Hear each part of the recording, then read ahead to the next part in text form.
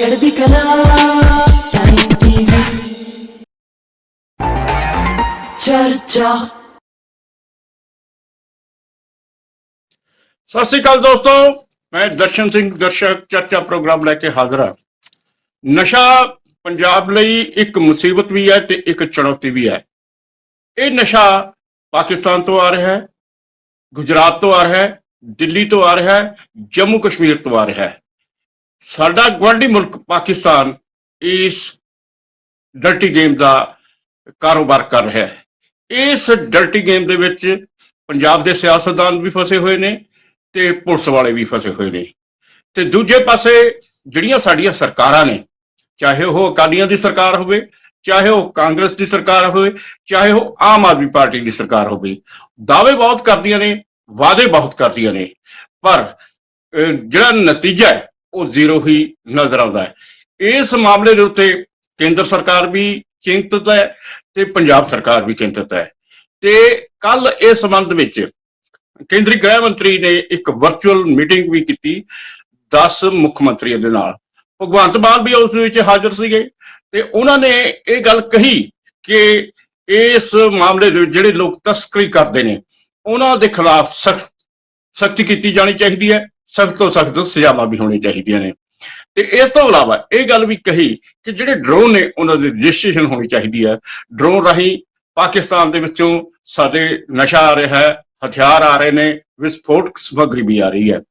ते ये सब कुछ पंजाब दे नौजवानों नूं बर्बाद कर रहा है। जिहड़े नौजवान इस नशे दे विच लग जांदे ने, जे ओह बच भी जांदे ने ते शरीरक तौर ते इन्ने ज्यादा कमजोर हो जांदे ने कि उन्हां दा जिहड़ा आउण वाले समय दे विच भी भविख कोई ज्यादा वधिया नहीं होता हैगा। इस संबंध में आपां अज चर्चा कर रहे हैं।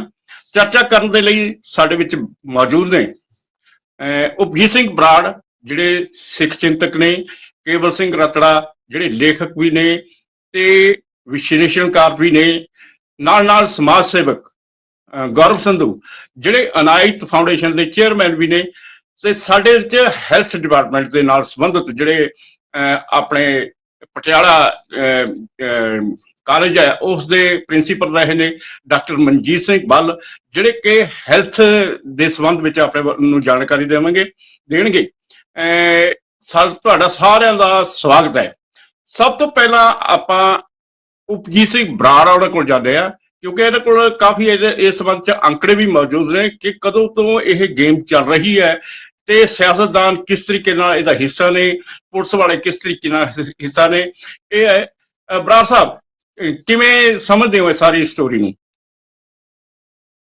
पंजाब जिन्हों कहा जाता भी गुरुआं पीरां दी धरती आ ते इत्थे जिस तरह गुरु गोबिंद सिंह जी का घोड़ा भी किसी तंबाकू के खेत दे विच नहीं वड़िया सीगा, अज त्रासदी ये हो गई आ भी चारे पासे नशियां दी भरमार हो रही आ ते साडी नौजवानी दी जिहड़ा दुर्दशा है, जिहड़ी नशल कुसी हो रही आ, वो सब दे सामने आ। वो कोई दिन इहो जिहा नहीं जिथे मावां दे कीरने ते भैणां दे विरलाप नहीं सुने जा रहे। हर पिंड दे विच छोटे छोटे नौजवान स्कूलों च पढ़न वाले भी, कालजां च पढ़न वाले भी इस नशियां दी भेट चढ़ रहे हैं। ते जेकर आपां पिछला इतिहास देखीए तां कोई समा जिस समय इत्थे पंजाब दे विच जिहड़ा पुराना जिहड़ा दौर जिहनूं कई कह दिंदे आ भी इत्थे काला दौर सीगा, खाड़कुआं दा दौर सीगा, उस समय तक पंजाब दे विच कोई भी अजिहा नशा नहीं सीगा। ये एक सच्चाई आ ते इहदे बारे DGP शशि कांत ने कई बार जिहड़े जेलां दे वो भी रहे ने, DGP भी रहे, उन्होंने कई प्रैस कानफ्रेंसां ते इहदे बारे दावा भी किया। ते 1995 तो बाद ये जिहड़ा नशा किवें फैलिया, क्यों फैलिया, किस तेजी नाल फैलिया, जिहड़ा पहला मतलब बिल्कुल कहने अंदरों गति चलदा रहा ते आम लोकां तक भी इहदी जिहड़ी ज्यादा कंसोर नहीं पहुंची। ते किसी समय आके जदों राहुल गांधी ने पंजाब दे विच आके स्टेटमेंट दित्ती भी पंजाब दे विच एक नशियां दा दरिया चल रहा है, तो उस समय जिहड़े साडी सरकार सीगी, अकाली आगू सीगे, उन्होंने उहदी बहुत वड्डी आलोचना की भी इत्थे पंजाब नूं बदनाम करन दीयां साजिशां हो रही हैं। पर हुण जिउं-जिउं समां लंघदा गया ते 2000 तो बाद जो हालात बने तां तुहाडे सब दे सामने आ। अज जेकर नशियां दी आपां गल करिए भारत दे विच तां इहदा दूआ नंबर आ रहा है ਸਾਡੇ ਪੰਜਾਬ ਦਾ। ਤੇ ਜਿਹੜੇ ਨਸ਼ੇ ਕਦੇ ਪੰਜਾਬੀਆਂ ਨੇ ਸੁਣੇ ਨਹੀਂ ਸੀਗੇ, ਉਹਨਾਂ ਨੇ ਫੀਮ, ਭੁੱਕੀ, ਡੋਡਿਆਂ ਬਾਰੇ ਸੁਣਿਆ ਸੀਗਾ, ਜੋ ਪੁਰਾਣੇ ਸਮੇਂ ਦੇ ਵਿੱਚ ਟ੍ਰੈਡੀਸ਼ਨਲ ਨਸ਼ਿਆਂ ਦੇ ਤੌਰ ਤੇ ਚੱਲਦੇ ਆ ਰਹੇ ਸੀਗੇ, ਤੇ ਜਿਹੜੇ ਆਮ ਤੌਰ ਤੇ ਪਿੰਡਾਂ ਦੇ ਵਿੱਚ ਕਈ ਥਾਵਾਂ ਤੇ ਵਰਤੇ ਵੀ ਜਾਂਦੇ ਸੀਗੇ, ਜ਼ਿਆਦਾਤਰ ਨਹੀਂ ਪਰ ਕਿਤੇ ਕਿਤੇ ਵਰਤੇ ਜਾਂਦੇ ਸੀਗੇ। ਪਰ ਇਹ ਜਿਹੜਾ ਨਸ਼ਾ ਹੈ, ਚਿੱਟਾ, ਹੈਰੋਇਨ, ਸਮੈਕ, ਬਰਾਊਨ ਸ਼ੂਗਰ, ਇਹ ਤਾਂ ਕਿਸੇ ਨੇ ਸੁਣਿਆ ਵੀ ਨਹੀਂ ਸੀਗਾ ਵੀ ਇਹਨਾਂ ਦੇ ਨਾਂ। ਔਰ ਇੰਨੇ ਭਿਆਨਕ ਨਤੀਜੇ ਹੱਦ ਤਾਂ ਉੱਥੇ ਹੋ ਗਈ ਜਦੋਂ ਸਾਡੀਆਂ ਕੁੜੀਆਂ ਵੀ ਜਿਹੜੀਆਂ ਇਸ ਨਸ਼ਿਆਂ ਦੇ ਰਾਹ ਪੈ ਗਈਆਂ ਤੇ ਬੱਚੇ ਵੀ ਇਸ ਪਾਸੇ ਨਸ਼ਿਆਂ ਵਾਲੇ ਪਾਸੇ ਤੁਰ ਪਏ। ਤੇ ਇਹ ਜਿਹੜਾ ਨਸ਼ਿਆਂ ਦੀ ਜਿਹੜੀ ਦੁਰਦਸ਼ਾ ਹੈ, ਇਹਨੂੰ ਜਿਹਦੇ ਬੇਸ ਤੇ ਸਰਕਾਰਾਂ ਆਈਆਂ, ਪਹਿਲਾਂ ਕੈਪਟਨ ਅਮਰਿੰਦਰ ਸਿੰਘ ਦੀ ਸਰਕਾਰ ਆਈ, ਜਿਹੜੇ ਕਹਿੰਦੇ ਕਿ ਉਹਨਾਂ ਨੇ ਗੁਟਕਾ ਸਾਹਿਬ ਦੀ ਸਹੁੰ ਚੱਕੀ ਵੀ ਮੈਂ ਬੇਅਦਬੀ ਦਾ ਵੀ ਇਨਸਾਫ ਲੈ ਕੇ ਦੇ ਦੂੰਗਾ, ਮੈਂ ਨਸ਼ਿਆਂ ਦਾ ਲੱਕ ਤੋੜ ਕੇ ਰੱਖ ਦੂੰਗਾ। ਕੱਖ ਨਹੀਂ ਹੋਇਆ, ਉਹੀ ਹਾਲਾਤ ਅੱਗੇ ਨਾਲੋਂ ਦੂਣੇ ਚੌਣੇ ਹੋ ਕੇ ਚੱਲਦੇ ਰਹੇ। ਫਿਰ ਸਾਡੀ ਹੁਣ ਦੀ ਸਰਕਾਰ ਆਈ, ਕਹਿੰਦੇ ਅਸੀਂ ਮਹੀਨੇ 'ਚ ਨਸ਼ੇ ਖਤਮ ਕਰ ਦਾਂਗੇ, 2 ਮਹੀਨੇ 'ਚ ਖਤਮ ਕਰ ਦਾਂਗੇ। ਆ 1.5 ਸਾਲ ਤੋਂ ਉੱਪਰ ਹੋ ਗਿਆ, ਕੋਈ ਜਿਹੜਾ ਸਿੱਟਾ ਨਹੀਂ। ਹਾਲਾਤ ਤਾਂ ਇੱਥੇ ਤੱਕ ਹੋ ਗਏ, ਜਦੋਂ ਕੈਪਟਨ ਅਮਰਿੰਦਰ ਸਿੰਘ ਦੀ ਸਰਕਾਰ ਆਈ ਸੀਗੀ ਤਾਂ ਉਹਨਾਂ ਨੇ ਇੱਕ ਬਹੁਤ ਹੀ ਬੜੇ ਕਾਬਲ ਪੁਲਿਸ ਅਫਸਰ ਸੀਗੇ, ਹਰਪ੍ਰੀਤ ਸਿੰਘ ਸਿੱਧੂ, ਜਿਹੜੇ ਕਿ ਉਸ ਸਮੇਂ ADGP ਦੇ ਰੈਂਕ ਤੇ ਕੰਮ ਕਰ ਰਹੇ ਸੀਗੇ, ਉਹਨਾਂ ਦੀ ਅਗਵਾਈ ਦੇ ਵਿੱਚ ਸਿੱਟ ਦੀ ਸਥਾਪਨਾ ਕੀਤੀ। ਉਹਨਾਂ ਨੇ ਪਹਿਲੀ ਝੱਟ ਦੇ ਵਿੱਚ ਹੀ ਇੱਕ ਪੁਲਿਸ ਵਾਲਾ ਜਿਹੜਾ ਜਿਹਨੂੰ ਕਹਿੰਦੇ ਸੀਗੇ ਵੀ ਥਾਣੇਦਾਰ ਹੈਗਾ, ਹੌਲਦਾਰ ਰੈਂਕ ਦਾ ਸੀਗਾ, ਇੰਦਰਜੀਤ ਸਿੰਘ ਨੂੰ ਅਰੈਸਟ ਕਰ ਲਿਆ। ਤੇ ਉਸ ਤੋਂ ਬਾਅਦ ਜਿਹੜੀ ਇਸ ਸ਼ੱਕ ਦੀ ਸੂਈ ਵੱਡੇ ਵੱਡੇ ਪੁਲਿਸ ਅਫਸਰਾਂ ਦੇ ਘੁੰਮੀ, ਤਾਂ ਪੋਲੀਟੀਸ਼ੀਅਨਾਂ ਦੇ ਘੁੰਮੀ, ਤਾਂ ਜਿਹੜੀ ਇਹ ਕਹਾਣੀ ਆ ਜਿਹੜੀ ਹੋਰ ਪਾਸੇ ਤੁਰ ਪਈ। ਤੇ ਕਹਾਣੀ ਤੁਰਨ ਦੇ ਨਾਲ ਹੋਇਆ ਕਿ ਉਹਨਾਂ ਨੂੰ ਇਸ ਕੇਸ ਤੋਂ ਲਾਂਭਾ ਕਰਤਾ ਗਿਆ ਹਾਈ ਕੋਰਟ ਦੇ ਵਿੱਚ, ਤੇ ਹਾਈ ਕੋਰਟ ਨੇ ਫਿਰ ਦੁਬਾਰਾ ਸਿੱਟ ਬਣਾਤੀ ਸਿਧਾਰਥ ਸ਼ੰਕਰ ਚਟੋਪਾਧਿਆਏ ਦੇ। ਉਸ ਦੇ ਵਿੱਚ ਸਿਧਾਰਥ ਸ਼ੰਕਰ ਚਟੋਪਾਧਿਆਏ ਦੇ ਨਾਂ ਤੇ ਜਦੋਂ ਸਿੱਟ ਬਣਦੀ ਆ, ਉਹ ਫਿਰ ਇਹਦੀ ਜਾਂਚ ਕਰਦੇ ਆ, ਤੇ ਜਿਹੜੀ ਉਹ ਰਿਪੋਰਟਾਂ ਦਿੰਨੇ ਆ, 3 ਜਿਹੜੀਆਂ ਰਿਪੋਰਟਾਂ ਸੀਲਬੰਦ ਰਿਪੋਰਟਾਂ, ਉਹਨਾਂ ਨੂੰ ਲੰਮੇ ਸਮੇਂ ਤੱਕ ਇੱਥੇ ਦਬਾਇਆ ਗਿਆ।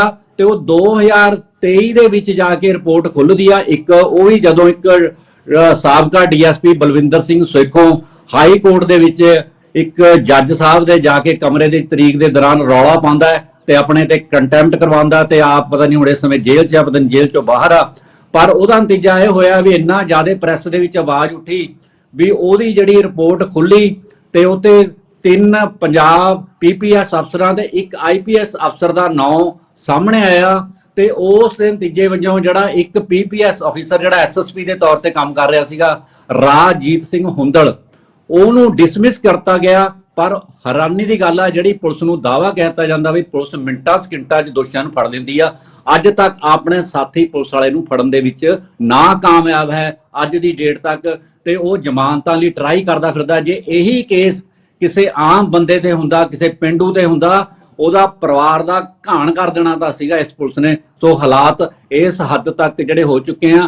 ਤੇ ਜਿਹੜੀ ਤੁਸੀਂ ਜਿਵੇਂ ਪਹਿਲਾਂ ਦੱਸਿਆ, ਇਹ ਸਾਰੀ ਜਿਹੜੀ ਖੇਪ ਆ ਜਿਹੜਾ ਹੋ ਰਿਹਾ, ਇਹ ਬੇਸ਼ੱਕ ਇਹ ਸਹੀ ਆ ਵੀ ਅਫਗਾਨਿਸਤਾਨ ਵਾਲੇ ਪਾਸੇ ਤੋਂ ਜਿਹੜਾ ਕਾਰੋਬਾਰ ਚੱਲਿਆ, ਪਾਕਿਸਤਾਨ ਵਾਲੇ ਪਾਸੇ ਤੋਂ ਵੀ ਆਉਂਦਾ ਹੈ। ਗੁਜਰਾਤ ਦੀ ਬੰਦਰਗਾਹ ਤੇ 3000 ਕਰੋੜ ਦੀ ਜਿਹੜੀ ਆ ਹੈਰੋਇਨ ਫੜੀ ਗਈ, ਕੇਰਲਾ ਦੇ ਵਿੱਚ 25000 ਕਰੋੜ ਦੀ ਫੜੀ ਗਈ।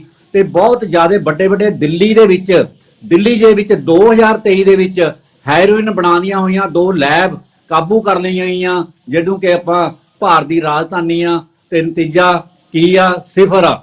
ਤੇ ਲਗਾਤਾਰ ਨਸ਼ੇ ਦੇ ਨਾਲ ਨਸਲਕੁਸ਼ੀ ਹੋ ਰਹੀ ਆ, ਮੁੰਡੇ ਨਪੁੰਸਕ ਹੋ ਰਹੇ ਆ। ਸਾਡੀ ਜਿਹੜੀ ਆਉਣ ਵਾਲੇ ਸਮੇਂ ਦੇ ਵਿੱਚ ਬਰਾੜ ਸਾਹਿਬ, ਆਪਾਂ ਰਤਲਾ ਸਾਹਿਬ ਕੋਲ ਜਾਂਦੇ ਆ। ਰਤਲਾ ਸਾਹਿਬ, ਤੁਸੀਂ ਦੇਖਿਆ ਹੈ ਕਿ ਇਹ ਜਿਹੜਾ ਨਸ਼ਾ ਹੈ ਲਗਾਤਾਰ ਫੈਲ ਰਿਹਾ, ਤੇ ਸਾਡੀ ਜਿਹੜੀ ਨੌਜਵਾਨ ਪੀੜ੍ਹੀ ਹੈ ਇਸ ਤੋਂ ਬਹੁਤ ਜ਼ਿਆਦਾ ਪ੍ਰਭਾਵਿਤ ਹੋ ਰਹੀ ਹੈ। ਪ੍ਰਭਾਵਿਤ ਹੋਣ ਕਰਕੇ ਜਿਹੜਾ ਹੈਗਾ, ਅਸੀਂ ਇਹ ਦੇਖ ਰਹੇ ਹਾਂ ਕਿ ਸਾਡੇ ਜਿਹੜੇ ਨੌਜਵਾਨ ਬੱਚੇ ਜਿਨ੍ਹਾਂ ਕੋਲ ਪੈਸਾ ਹੈ ਉਹ ਵਿਦੇਸ਼ਾਂ ਵਿੱਚ ਭੇਜੀ ਜਾ ਰਹੇ ਨੇ, ਤੇ ਪੰਜਾਬ ਦੇ ਵਿੱਚ ਇਸ ਤਰੀਕੇ ਨਾਲ ਫਸੇ ਹੋਏ ਨੇ। ਇਹਦੇ ਪਿੱਛੇ ਕੀ ਕਾਰਨ ਸਮਝਦੇ ਹੋ?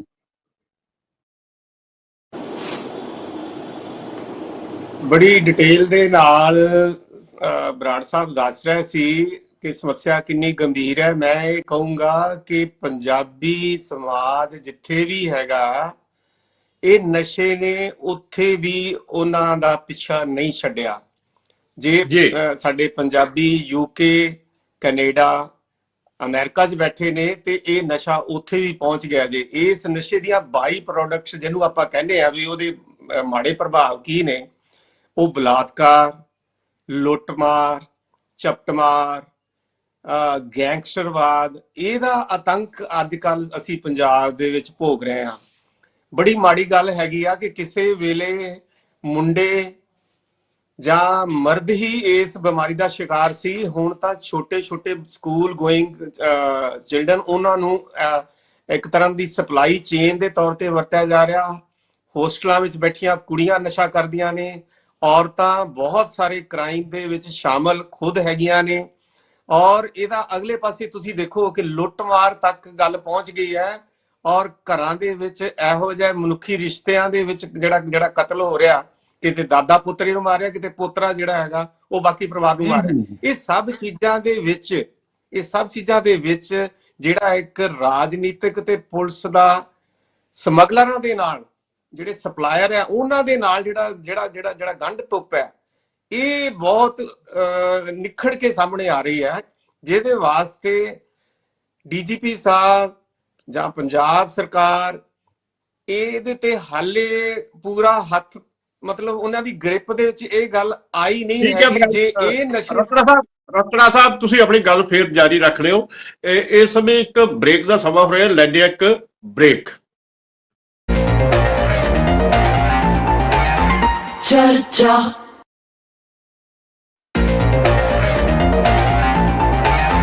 ਚਰਚਾ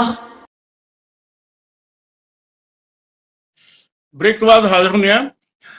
ਰਤਨਾ ਸਾਹਿਬ ਦੱਸ ਰਹੇ ਸੀ ਕਿ ਜਿਹੜਾ ਨਸ਼ਿਆਂ ਦਾ ਨੈਟਵਰਕ ਹੈ ਉਹ ਬੜੀ ਪੂਰੀ ਤਰੀਕੇ ਨਾਲ ਫੈਲਿਆ ਹੋਇਆ ਹੈ।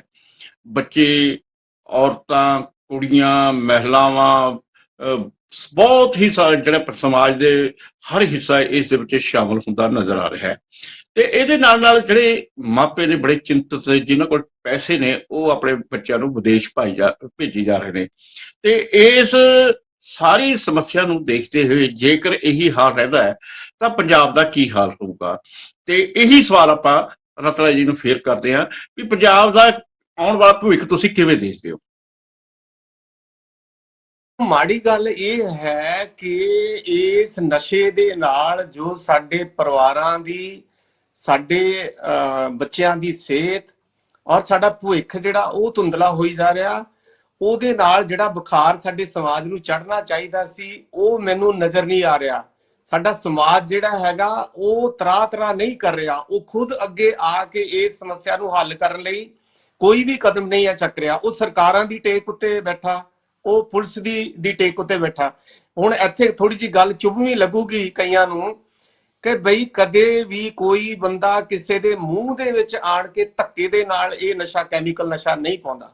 ਕੈਮੀਕਲ ਨਸ਼ਾ ਲੈਣ ਵਾਸਤੇ ਹਰ ਸ਼ਹਿਰ ਦੇ ਵਿੱਚ ਕੋਈ ਨਾ ਕੋਈ ਨੁੱਕਰਾਂ ਬੜੀਆਂ ਹੋਈਆਂ ਹਨੇਰੇ ਦੇ ਵਿੱਚ, ਉੱਥੇ ਜਾ ਕੇ ਇਹ ਜਿਹੜੇ ਨਸ਼ਾ ਯੂਜ਼ ਕਰਨ ਵਾਲੇ ਆ ਬੰਦੇ ਤੇ ਜਾਂ ਨਸ਼ਾ ਸਪਲਾਈ ਕਰਨੇ ਪੁੜੀਆਂ ਦੇ ਰੂਪ ਦੇ ਵਿੱਚ, ਉੱਥੇ ਜਾ ਕੇ ਨਸ਼ਾ ਲੈਂਦੇ ਆ ਤੇ ਵੇਚਦੇ ਆ।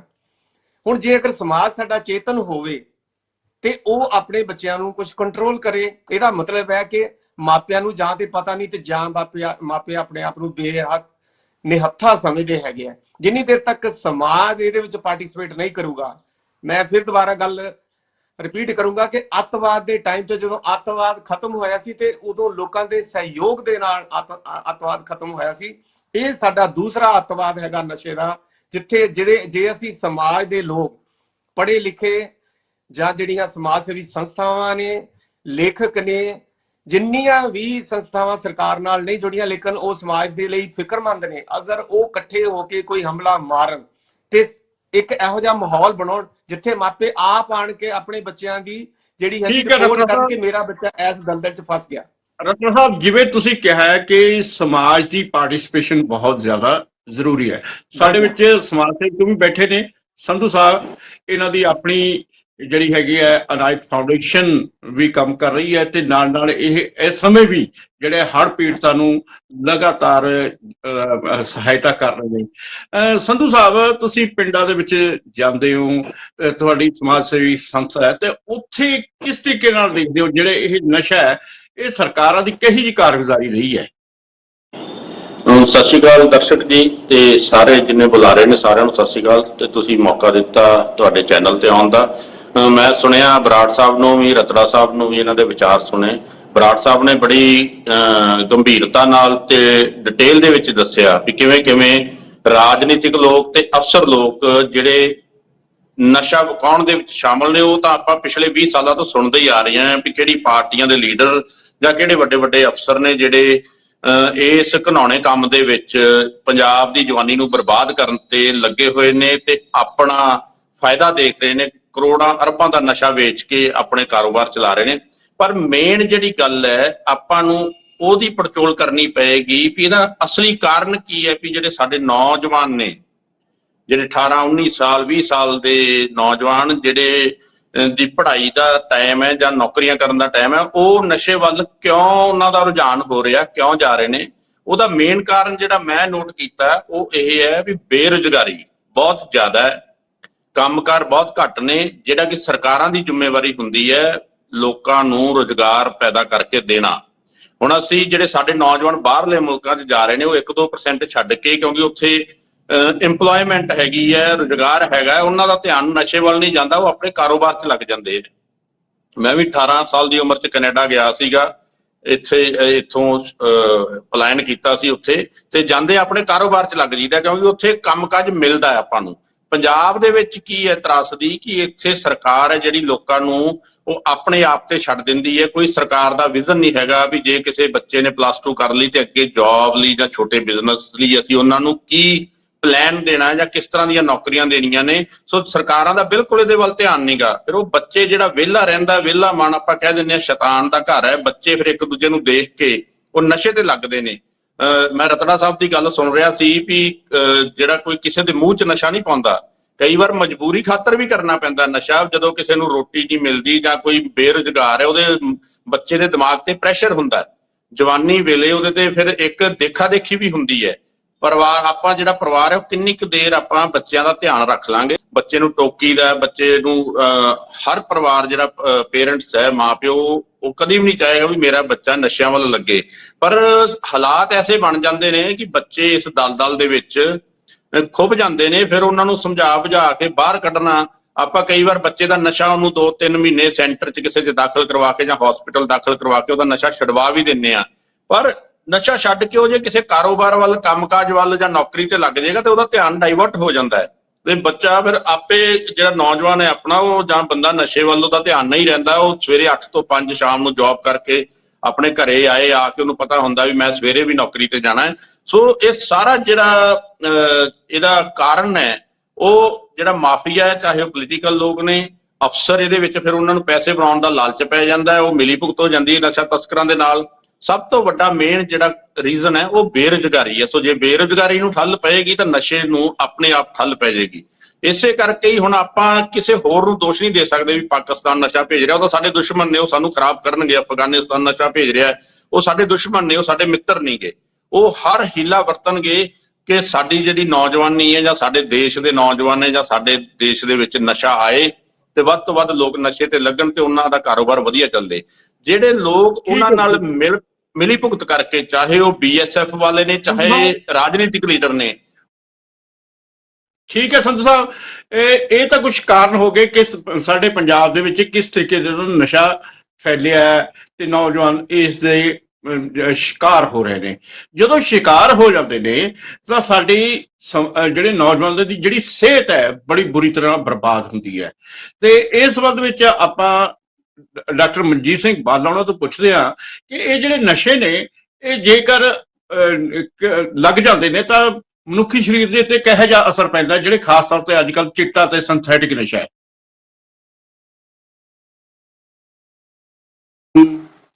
ਤੇ ਦਰਸ਼ਕਾਂ ਨੂੰ ਤੇ ਦਰਸ਼ਕ ਸਾਹਿਬ ਨੂੰ ਬਹੁਤ ਬਹੁਤ ਸਤਿ ਸ਼੍ਰੀ ਅਕਾਲ। ਬਾਕੀ ਸਾਰਿਆਂ ਨੇ ਬਹੁਤ ਵਧੀਆ ਤਰੀਕੇ ਨਾਲ, ਬੜੇ ਵਿਸਥਾਰ ਨਾਲ ਗੱਲਬਾਤ ਕੀਤੀ ਹੈ। ਮੈਂ ਸਿਰਫ ਮੈਡੀਕਲ ਨੁਕਤਾ ਨਿਗਾਹ ਤੋਂ ਹੀ ਗੱਲ ਕਰਾਂਗਾ। ਨਸ਼ੇ ਦਾ ਮਤਲਬ ਹੈ ਨਸ਼ਾ ਕੋਈ ਵੀ ਹੋਵੇ, ਜਿਹੜੀ ਮੈਂ ਗੱਲ ਬਾਅਦ ਚ ਕਰਾਂਗਾ। ਉਹਦੇ ਨਾਲ ਸਭ ਤੋਂ ਪਹਿਲਾਂ ਮਾਨਸਿਕ ਸਥਿਤੀ ਇਹ ਬਣਦੀ ਹੈ ਜਾਂ ਦਿਮਾਗ ਦੇ ਉੱਤੇ ਇਹ ਅਸਰ ਹੁੰਦਾ ਕਿ ਉਹਦੇ ਨਾਲ ਗੁੱਡ ਫੀਲ ਹੁੰਦੀ ਹੈ। ਗੁੱਡ ਫੀਲ ਮਤਲਬ ਆਪਣੇ ਆਪ ਨੂੰ ਬੜਾ ਚੰਗਾ ਲੱਗਣ ਲੱਗ ਪੈਂਦਾ। ਤੇ ਕੁਛ ਨਸ਼ੇ ਇਦਾਂ ਦੇ ਜਿਹੜੇ ਆਗੇ ਨੇ ਚਿੱਟਾ ਵਗੈਰਾ, ਉਹਨਾਂ ਦੇ ਹੈਗਾ ਕਿ ਜਦੋਂ ਪਹਿਲੀ ਡੋਜ਼ ਹੀ ਲਓ ਤੇ ਗੁੱਡ ਫੀਲ ਦੀ ਗੱਲ ਤੇ ਛੱਡੋ ਤੁਸੀਂ, ਉਹ ਉਸ ਤੋਂ ਬਾਅਦ ਉਹ ਰਹਿ ਨਹੀਂ ਸਕਦਾ। ਤੋ ਪੁਰਾਣੇ ਜ਼ਮਾਨੇ ਤੋਂ ਅਸੀਂ ਸੁਣਦੇ ਆਏ ਕਿ ਨਿਹੰਗ ਜਿਵੇਂ ਸੁੱਖਾ ਪੀਂਦੇ ਨੇ ਜਾਂ ਪੁਰਾਣੇ ਬੰਦੇ ਉਹ ਵੀ ਸੁੱਖਾ ਪੀਂਦੇ ਸੀਗੇ, ਇਸ ਤਰ੍ਹਾਂ ਦੇ ਨਸ਼ੇ ਕਰਦੇ ਸੀਗੇ, ਪਰ ਉਹਨਾਂ ਦੀ ਇਸ ਤਰ੍ਹਾਂ ਦੀ ਮਾਤਰਾ ਇੰਨੀ ਜ਼ਿਆਦਾ ਨਹੀਂ ਸੀਗੀ। ਫਿਰ ਸਿਗਰਟ ਨੋਸ਼ੀ ਜਿਹੜੀ ਆ ਉਹਦਾ ਨਸ਼ਾ, ਉਹਦੇ ਨਾਲ ਵੀ ਬਹੁਤ ਸਾਰੇ ਨੁਕਸਾਨ ਨੇ। ਜਿਵੇਂ ਕਿ ਮੂੰਹ ਦਾ ਕੈਂਸਰ, ਜਿਗਰ ਦਾ ਕੈਂਸਰ, ਹੈਪੇਟਾਈਟਸ ਤੇ ਬਾਕੀ ਹੋਰ ਕਿਸੇ ਵੀ ਕਿਸਮ ਦੇ ਕੈਂਸਰ ਦੇ ਵਿੱਚ ਸਿਗਰਟਨੋਸ਼ੀ ਨੂੰ ਦੋਸ਼ੀ ਠਹਿਰਾਇਆ ਗਿਆ। ਇਸੇ ਤਰ੍ਹਾਂ ਹੀ ਜਿਹੜੀ ਸ਼ਰਾਬ ਹੈਗੀ ਆ, ਉਹ ਸ਼ਰਾਬ ਦੇ ਵਾਸਤੇ ਵੀ ਸਾਨੂੰ ਸਭ ਤੋਂ ਪਤਾ ਕਿ ਜਦੋਂ ਲੋਕ ਪੀਣੀ ਸ਼ੁਰੂ ਕਰ ਦਿੰਦੇ ਨੇ ਤੇ ਫਿਰ ਉਸ ਤੋਂ ਬਗੈਰ ਰਹਿ ਨਹੀਂ ਸਕਦੇ। ਉਹਨੂੰ ਕਹਿੰਦੇ ਕਿ ਡਿਪੈਂਡੈਂਸੀ ਹੋ ਗਈ, ਉਹ ਤੇ ਡਿਪੈਂਡ ਹੋ ਜਾਂਦਾ, ਉਸ ਤੋਂ ਬਗੈਰ ਰਹਿ ਨਹੀਂ ਸਕਦਾ। ਉਹਦੇ ਨਾਲ ਅੰਤੜੀਆਂ ਦੇ ਤੇ ਮਿਹਦੇ ਦੇ ਤੇ ਜਿਗਰ ਦੇ ਕੈਂਸਰ ਹੁੰਦੇ ਨੇ ਤੇ ਉਹਨਾਂ ਦੀਆਂ ਬਿਮਾਰੀਆਂ ਹੁੰਦੀਆਂ ਨੇ। ਹੁਣ ਸਭ ਤੋਂ ਜ਼ਿਆਦਾ ਜਿਹੜਾ ਕੰਮ ਖਰਾਬ ਹੈਗਾ ਇਹ ਚਿੱਟੇ ਜਾਂ ਜਿਹੜੀਆਂ ਇਹ ਚੀਜ਼ਾਂ ਆਈਆਂ ਨੇ ਨਵੀਆਂ, ਇਹਦੇ ਵਿੱਚ ਇਹਨਾਂ ਦੀ ਡਿਪੈਂਡੈਂਸੀ ਇੰਨੀ ਜ਼ਿਆਦਾ ਕਿ ਇੱਕ ਵੀ ਡੋਜ਼ ਕੋ ਲੈ ਲੈਂਦਾ ਤੇ ਉਹ ਜਿਹੜਾ ਉਸ ਤੋਂ ਬਗੈਰ ਰਹਿ ਨਹੀਂ ਸਕਦਾ। ਫਿਰ ਉਹਦੇ ਵਾਸਤੇ ਤੜਫਦਾ, ਤੁਸੀਂ ਵੀਡੀਓ ਦੇ ਉੱਤੇ ਸੁਣਿਆ ਹੈਗਾ ਕਿ ਜਿਹਨੂੰ ਡੋਜ਼ ਨਹੀਂ ਮਿਲਦੀ ਉਹ ਤਰਲੇ ਕੱਢਦਾ, ਘਰੋਂ ਭਾਂਡੇ ਵੀ ਵੇਚ ਕੇ ਜਾ ਕੇ ਖਰੀਦ ਕੇ ਲਿਆਉਂਦਾ, ਕੁੜੀਆਂ ਲਿਆਉਂਦੇ ਨੇ ਜਾ ਕੇ ਬੱਚੇ, ਜਾਂ ਇੰਜੈਕਸ਼ਨ ਲਵਾਉਂਦੇ ਨੇ। ਤੋ ਇਹ ਜਿਹੜੀਆਂ ਸਾਰੀਆਂ ਜਿੰਨੀਆਂ ਚੀਜ਼ਾਂ ਨੇ ਇਹ ਸਾਰੀਆਂ ਹੈ ਤੇ ਟੌਕਸਿਕ ਨੇ, ਸਰੀਰ ਦੇ ਸੈੱਲਾਂ ਵਾਸਤੇ ਬਹੁਤ ਟੌਕਸਿਕ ਨੇ। ਇਸ ਕਰਕੇ ਜਿਹੜੇ ਅੰਗ ਇਹਦੇ ਨਾਲ ਖਤਮ ਹੁੰਦੇ ਨੇ ਜਾਂ ਬਰਬਾਦ ਹੁੰਦੇ ਨੇ ਉਹ ਕਿਉਂਕਿ ਇਹਦੀ ਜਿਹੜੀ ਅਬਜ਼ੌਰਪਸ਼ਨ ਹੈ ਜਾਂ ਜਜ਼ਬ ਹੁੰਦਾ ਉਹ ਬਲੱਡ ਦੇ ਵਿੱਚੋਂ ਦੀ ਜਾ ਕੇ ਤੇ ਪਹਿਲਾਂ ਤੇ ਕੰਮ ਕਰਦਾ ਇਹ ਜਿਗਰ ਦੇ ਉੱਤੇ ਤੇ ਉਸ ਤੋਂ ਬਾਅਦ ਬ੍ਰੇਨ ਤੇ ਕੰਮ ਕਰਦਾ। ਫਿਰ ਜਦੋਂ ਡਿਪੈਂਡੈਂਸੀ ਜ਼ਿਆਦਾ ਹੋ ਜਾਂਦੀ ਹੈ ਤੇ ਫਿਰ ਸਮਝੋ ਕਿ ਜਿਗਰ ਵੀ ਖਰਾਬ ਤੇ ਬ੍ਰੇਨ ਵੀ ਖਰਾਬ। ਜਿਹੜੀਆਂ ਮੌਤਾਂ ਬਹੁਤੀਆਂ ਹੁੰਦੀਆਂ ਨੇ ਉਹ ਇਹਨਾਂ ਦੀ ਇਨਵੋਲਵਮੈਂਟ ਕਰਕੇ ਜਾਂ ਇਹਨਾਂ ਅੰਗਾਂ ਦੇ ਵਿੱਚ ਨੁਕਸਾਨ ਹੋਣ ਕਰਕੇ ਹੁੰਦਾ। ਇਸ ਕਰਕੇ ਇਹ ਜਿਹੜੀ ਆਪਾਂ ਟੌਪਿਕ ਹੈਗਾ ਸਰਕਾਰ, ਐਂਡ 'ਚ ਹੈਗਾ ਸਰਕਾਰ ਨੇ ਤੇ ਜੋ ਵੀ ਕੁਝ ਕਰਨਾ ਪਤਾ ਨਹੀਂ ਜਿਸ ਤਰ੍ਹਾਂ ਵੀ ਕਰ ਰਹੇ ਜਾਂ ਪਹਿਲਾਂ ਸਰਕਾਰਾਂ ਨੇ ਕੀਤਾ। ਮੈਂ ਇੱਕ ਸਲਾਹ ਹੀ ਦੇਣਾ ਚਾਹੁੰਦਾ ਕਿ ਜਿਹੜੇ ਮੁਹੱਲੇ ਕੋਈ ਕਮੇਟੀਆਂ ਬਣਾਈਆਂ ਜਾਣ, ਭਾਵੇਂ ਮੁਹੱਲੇ ਵਾਲੇ ਆਪੇ ਬਣਾ ਲੈਣ ਕਿਉਂਕਿ ਸਰਕਾਰਾਂ ਵੀ ਇਹਦੇ ਵੱਲ ਧਿਆਨ ਨਹੀਂ ਦਿੰਦੀਆਂ, ਤੇ ਇੱਕ ਸ਼ਾਮ ਨੂੰ ਜਾਂ ਇੱਕ ਹਫ਼ਤੇ ਦੇ ਵਿੱਚ 2 ਵਾਰੀ ਜਾਂ 1 ਵਾਰੀ ਕੋਈ ਛੋਟੇ ਮੋਟੇ ਕੋਈ ਲੈਕਚਰ ਤਿਆਰ ਕੀਤੇ ਜਾਣ ਜਿਸ ਬੱਚਿਆਂ ਨੂੰ ਬੁਲਾ ਕੇ ਤੇ ਉਹਨਾਂ ਨੂੰ ਦੱਸਿਆ ਜਾਵੇ ਕਿ ਇਹਦੇ ਆਹ ਨੁਕਸਾਨ ਨੇ ਤੇ ਇਸ ਤਰ੍ਹਾਂ ਤੁਹਾਡਾ ਸਾਰਾ ਸਰੀਰ ਵੀ ਖਰਾਬ ਹੁੰਦਾ, ਤੁਹਾਡੀ ਇਕਨੋਮੀ ਵੀ ਖਰਾਬ ਹੁੰਦੀ, ਤੁਹਾਡੇ ਪੇਰੈਂਟਸ ਵੀ ਬਾਅਦ 'ਚ ਤਰਸਦੇ ਨੇ ਕਿ ਬੱਚੇ ਦੀ ਡੈਥ ਹੋ ਜਾਂਦੀ ਆ। ਸੋ ਇਹ ਜਿਹੜੀਆਂ ਜੇ ਇਸ ਤਰ੍ਹਾਂ ਕਦੀ ਇਸ ਤਰ੍ਹਾਂ ਦਾ ਸਟੈਪ ਲਿਆ ਜਾਵੇ ਕਿ ਕੋਈ ਨੁੱਕੜ ਨਾਟਕ ਕੀਤੇ ਜਾਣ ਜਾਂ ਉਹਨਾਂ ਦੇ ਜਿਹੜੇ ਬੱਚੇ ਜਿਨ੍ਹਾਂ ਦਾ ਬਿਲਕੁਲ ਕੋਰਾ ਮਨ ਹੁੰਦਾ ਜਿਹਨਾਂ ਨੂੰ ਸਮਝਾਉਣ ਵਾਸਤੇ ਇਸ ਤਰ੍ਹਾਂ ਦੀਆਂ ਚੀਜ਼ਾਂ, ਕਿਉਂਕਿ ਕਿਤਾਬਾਂ ਤੋਂ ਤੇ ਬੱਚੇ ਬਹੁਤ ਦੂਰ ਹੋ ਗਏ ਨੇ, ਮੋਬਾਈਲ ਦੇ ਉੱਤੇ ਜੋ ਸਿਲੇਬਸ ਵਾਲੀਆਂ ਕਿਤਾਬਾਂ। ਹਾਂਜੀ, ਇੱਕ ਸਵਾਲ ਇਹ ਹੈ ਕਿ ਤੁਸੀਂ ਆਪਾਂ ਇਹ ਖਬਰਾਂ ਦੇਖ ਰਹੇ ਹਾਂ, ਅਸੀਂ ਇਹ ਜਿਹੀਆਂ ਰਿਪੋਰਟਾਂ ਵੀ ਦੇਖਦੇ ਹਾਂ ਕਿ ਸਿਰਿੰਜ ਨਾੜੀ ਦੇ ਵਿੱਚ ਹੀ ਫਸ ਜਾਂਦੀ ਹੈ ਤੇ ਬੰਦੇ ਦੀ ਡੈਥ ਹੋ ਜਾਂਦੀ ਹੈ। ਇਹਦੇ ਪਿੱਛੇ ਕੀ ਕਾਰਨ ਹੈ ਕਿ ਇਹਦੇ ਵਿੱਚ ਜ਼ਹਿਰ ਹੈ? ਕਿ ਜਦੋਂ ਬੱਚਾ ਜਾਂ ਬੰਦਾ ਜੋ ਵੀ ਲਗਾਉਂਦਾ, ਅੱਜ ਕੱਲ੍ਹ ਲੜਕੀਆਂ ਵੀ ਬਹੁਤ ਕਰ ਰਹੀਆਂ ਨੇ, ਉਹ ਪਹਿਲਾਂ ਤੇ ਡੋਜ਼ ਉਹਨੂੰ ਜਿੰਨੀ ਕੁ ਮਿਲਦੀ ਹੈ, ਉਸ ਤੋਂ ਬਾਅਦ ਜਦੋਂ ਡਿਪੈਂਡੈਂਸੀ ਹੋ ਜਾਂਦੀ ਫਿਰ ਡੋਜ਼ ਵੱਧ ਜਾਂਦੀ ਆ, ਅੰਦਰਲੇ ਆਰਗਨ ਤੇ ਪਹਿਲਾਂ ਹੀ ਨੁਕਸਾਨੇ ਜਾਂਦੇ ਨੇ। ਫਿਰ ਜਦੋਂ ਉਹ ਸਮਝਦਾ ਕਿ ਹੋਰ ਮੈਂ ਜ਼ਿਆਦਾ ਡੋਜ਼ ਲਵਾਂਗਾ ਤੇ ਜ਼ਿਆਦਾ ਮੈਨੂੰ ਮਜ਼ਾ ਆਏਗਾ ਜਾਂ ਜ਼ਿਆਦਾ ਉਹਦੇ ਨਾਲ ਜੋ ਵੀ ਉਹਦਾ ਇਫੈਕਟ ਹੁੰਦਾ, ਤੇ ਉਹ ਫਿਰ ਕਈ ਵਾਰੀ ਲਗਾਉਂਦਿਆਂ ਹੀ ਉਹਦੀ ਡੈਥ ਵੀ ਹੋ ਜਾਂਦੀ ਹੈ। ਤੇ ਇਸ ਕਰਕੇ ਤੁਸੀਂ ਵੀਡੀਓ 'ਚ ਵੇਖਦੇ ਹੋ ਕਿ ਜਿਹੜੀ ਨੀਡਲ ਹੈ ਉਹ ਉਹਦੇ ਵਿੱਚ ਹੀ ਫਸੀ ਹੁੰਦੀ ਆ। ਸੋ ਇਹ ਜਿਹੜੀਆਂ ਚੀਜ਼ਾਂ ਨੇ ਇਹ ਹੈ ਤੇ ਸਾਰੇ ਸਮਾਜ ਵਾਸਤੇ, ਸਾਰੇ ਮੈਂ ਤਾਂ ਕਹਾਂਗਾ ਸਾਰੇ ਦੁਨੀਆ, ਸਾਰੇ ਸੰਸਾਰ ਵਾਸਤੇ ਬੜੀਆਂ ਨੁਕਸਾਨਦੇਹ ਨੇ। ਪਰ ਇਹਦੇ ਵਾਸਤੇ ਅਸੀਂ ਆਪ ਹੀ ਕੁਝ ਕਰੀਏ, ਸਰਕਾਰਾਂ ਨੂੰ ਹੋਰ ਬਥੇਰੇ ਕੰਮ ਨੇ। ਕਿ ਜਿਹੜੇ ਲੋਕ ਚਿੱਟੇ ਦਾ ਨਸ਼ਾ ਕਰਦੇ ਆ ਉਹ ਨਿਪੁੰਸਕ ਵੀ ਹੋ ਜਾਂਦੇ ਆ ਤੇ ਉਹਨਾਂ ਦੇ ਜਿਹੜੇ ਵਿਆਹਤ ਜੀਵਨ ਆ ਉਹ ਵੀ ਬਰਬਾਦ ਹੋ ਜਾਂਦਾ ਹੈ। ਹਾਂਜੀ ਬਿਲਕੁਲ ਜੀ, ਜਿਵੇਂ ਕਿ ਇੱਥੇ ਸਾਰੇ ਤੁਹਾਨੂੰ ਮੈਂ ਸਾਰੇ ਸਿਸਟਮਾਂ ਤੇ ਇਫੈਕਟ, ਬੋਡੀ ਦੇ ਸਾਰੇ ਸਿਸਟਮ, ਭਾਵੇਂ ਉਹ ਜਿਗਰ ਦਾ ਸਿਸਟਮ ਹੋਵੇ, ਭਾਵੇਂ ਯੂਰੀਨਰੀ ਕਿਡਨੀਜ਼ ਦਾ ਸਿਸਟਮ ਹੋਵੇ, ਭਾਵੇਂ ਜਨਨ ਕਿਰਿਆ ਵਾਲਾ ਸਿਸਟਮ ਹੋਵੇ, ਭਾਵੇਂ ਬ੍ਰੇਨ ਹੋਵੇ, ਦਿਮਾਗ ਹੋਵੇ, ਸਾਰੇ ਸਕਿਨ ਦੇ ਉੱਤੇ ਵੀ ਹਰ ਇੱਕ ਆਰਗਨ ਦੇ ਉੱਤੇ ਇਹ ਜਿਹੜੇ ਨਸ਼ਿਆਂ ਵਾਲੀਆਂ ਚੀਜ਼ਾਂ ਜਿਹੜੀਆਂ ਕੈਮੀਕਲਸ ਅੰਦਰ ਜਾਂਦੇ ਨੇ ਉਹ ਇਫੈਕਟ ਕਰਦੇ ਨੇ। ਸੋ ਹਰ ਇੱਕ ਤਰ੍ਹਾਂ ਦੇ ਉਸ ਤਰ੍ਹਾਂ ਉਹਨਾਂ ਦੇ ਲੱਛਣ ਪੈਦਾ ਹੋ ਜਾਂਦੇ ਨੇ, ਤੇ ਜਿਵੇਂ ਤੁਸੀਂ ਦੱਸਿਆ ਕਿ ਨਪੁੰਸਕ ਵੀ ਹੋ ਜਾਂਦੇ ਨੇ।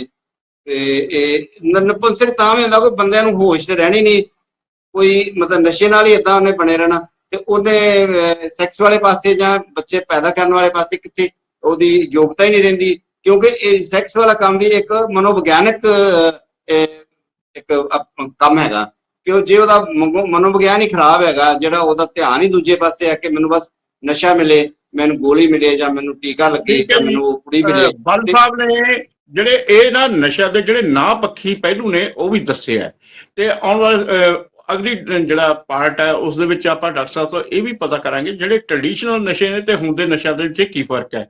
ਹੁਣ ਇੱਕ ਬ੍ਰੇਕ ਦਾ ਸਮਾਂ ਹੋ ਗਿਆ, ਲੈਣੇ ਇੱਕ ਬ੍ਰੇਕ। चर्चा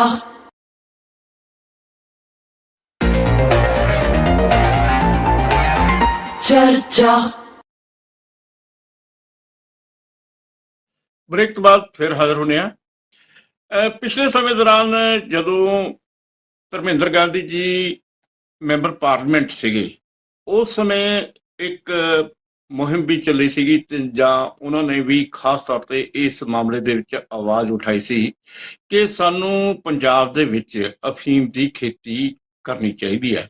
ਇਹ ਇੱਕ ਟ੍ਰੈਡੀਸ਼ਨਲ ਨਸ਼ਾ ਹੈ ਤੇ ਇਸ ਨਸ਼ੇ ਦੇ ਕਾਰਨ ਲੋਕ ਮਰਦੇ ਨਹੀਂ ਹੈਗੇ, ਦੂਜਾ ਕਿਸਾਨਾਂ ਨੂੰ ਵੀ ਫਾਇਦਾ ਹੋਊਗਾ।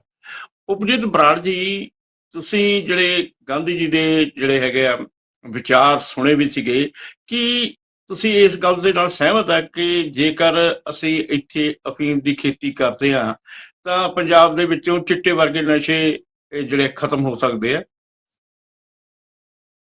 ਡਾਕਟਰ ਧਰਮਵੀਰ ਗਾਂਧੀ ਨੇ ਵੀ ਇਹ ਮੁੱਦਾ ਪਾਰਲੀਮੈਂਟ ਦੇ ਵਿੱਚ ਚੱਕਿਆ ਸੀਗਾ ਤੇ ਉਸ ਤੋਂ ਬਾਅਦ ਪਿੱਛੇ ਜੇ ਸੰਗਰੂਰ ਤੋਂ ਲੋਕ ਸਭਾ ਦੇ ਜਿਹੜੇ ਐਮਪੀ ਆ ਸਰਦਾਰ ਸਿਮਰਜੀਤ ਸਿੰਘ ਮਾਨ, ਉਹਨਾਂ ਨੇ ਵੀ ਬੜੇ ਜ਼ੋਰਦਾਰ ਆਵਾਜ਼ ਇਹ ਚੱਕੀ ਸੀਗੀ ਲੋਕ ਸਭਾ ਦੇ ਵਿੱਚ, ਕਿਉਂਕਿ ਜਿਹੜੀ ਇਹ ਨਾਰਕੋਟਿਕਸ ਜਿਹੜੀ ਪਾਲਿਸੀ ਆ ਭਾਰਤ ਦੇ ਵਿੱਚ ਉਹ ਬਹੁਤ ਹੀ ਜ਼ਿਆਦਾ ਉਹ ਬੜੀ ਹੈਰਾਨੀਜਨਕ ਆ।